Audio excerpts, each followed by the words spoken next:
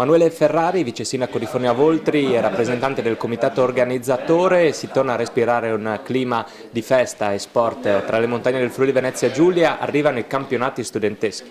Sì, veramente è un grosso evento e anche noi speriamo veramente che sia una grande festa per i nostri ragazzi, per i nostri giovani e come ben si sa arriveranno qui in Friuli e in particolare in Carnia tantissimi ragazzi da tutte le scuole d'Italia.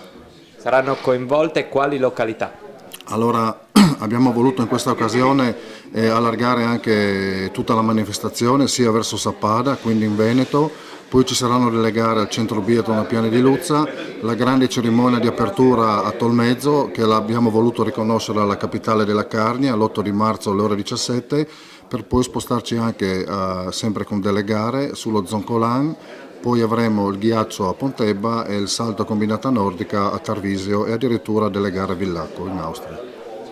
I giorni di gara complessivamente saranno 4. Sì, 4, 3, 4, dipende dalle discipline, perché i ragazzi arriveranno lunedì, il martedì proveranno le piste e dopo, come ho detto prima, alle ore 17 saranno tutti concentrati in quel di Tolmezzo perché deve essere una grande cerimonia di apertura con l'accensione anche della fiaccola e deve essere una grande festa per tutti i ragazzi. Franco Jacob, presidente del Consiglio regionale, l'importanza di portare tantissimi ragazzi da tutta Italia sulle nostre nevi. L'importante è confermare ancora una volta la grande tradizione sportiva di questa regione, e la grande tradizione sportiva e l'accoglienza soprattutto verso i giovani che praticano lo sport. I campionati nazionali studenteschi di sci sono sicuramente un momento importante per la pratica dello sport dello sci, per le giovani speranze e promesse dello sci e quindi sicuramente in termini di futuro e poi un momento anche di grande promozione per la nostra regione, per i nostri impianti, per la professionalità della gestione degli impianti sciistici e delle stazioni sciistiche e quindi di fatto un momento che segna per la regione una nuova tappa in quello che è questa